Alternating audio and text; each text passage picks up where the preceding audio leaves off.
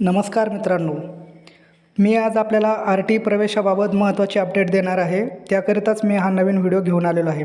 तर कृपया आपण चॅनलवर नवीन असाल तर चॅनलला सबस्क्राईब करा व व्हिडिओला लाईक करा, जेणेकरून पुढील व्हिडिओ आपणापर्यंत पोहोचेल माझा. मित्रांनो, आपणास माहिती आहे की आर टी प्रवेशाची प्रवेश प्रक्रिया सध्या माननीय उच्च न्यायालयाच्या प्रकरणामध्ये गुंतलेली आहे. त्यामुळे विद्यार्थ्यांचे शैक्षणिक नुकसान होत आहे. मित्रांनो, आपण जर आर टी ईच्या वेबसाईटवर गेले तर आपणास काय दिसते बघा.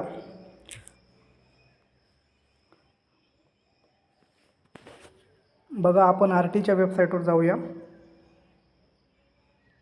आर टी ईच्या वेबसाईटवर गेल्यानंतर आपल्याला अशी सूचना दिसते की माननीय उच्च न्यायालय मुंबई जनहित याचिका सो अँड सो 2024 नुसार आर टी 25% प्रवेश प्रकरण न्यायप्रविष्ट असल्याने सन 2024-25 या वर्षाची आर टी 25% प्रवेश प्रक्रिया माननीय उच्च न्यायालयाच्या पुढील आदेशानुसार आर टी 25% प्रवेश लॉटरी सोडत जाहीर करण्यात येईल, याची कृपया नोंद घ्यावी.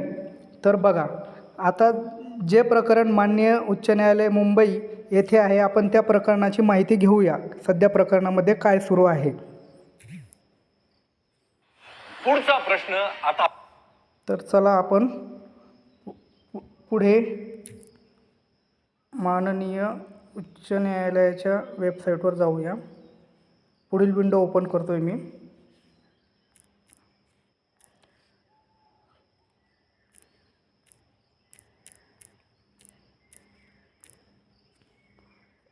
बघा, ही आहे माननीय उच्च न्यायालय यांची वेबसाईट.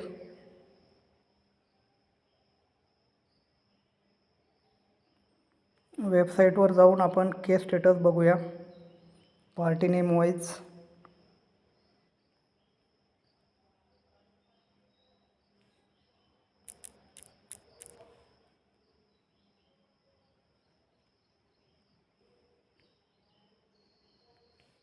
इथे कॅप्चा टाकायचा आहे.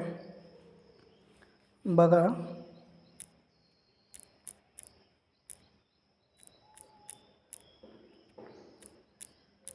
BGT आणि सबमिट. सध्या जे प्रकरण सुरू आहे ते ओपन झालेलं आहे. चला बघूया. या प्रकरणामध्ये मित्रांनो शेवटची तारीख होती, लास्ट डेट बघा 11/7/2024 आहे इथे. आणि लास्ट डेटला काय झालेलं आहे ते इथे त्याचे डिटेल्स असतील. बघा, 11 तारखेला काय ऑर्डर झाली आहे माननीय उच्च न्यायालयामध्ये, हे चीफ जस्टिस यांचे नाव आहे आणि त्यांच्या बेंचसमोर सुनावणी झालेली आहे. तर बघा, ऑर्डर आणि जजमेंट काय दिलेलं आहे.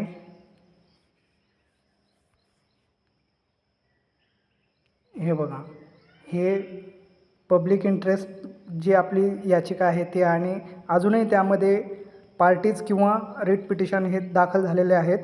तर हा सारांश आहे.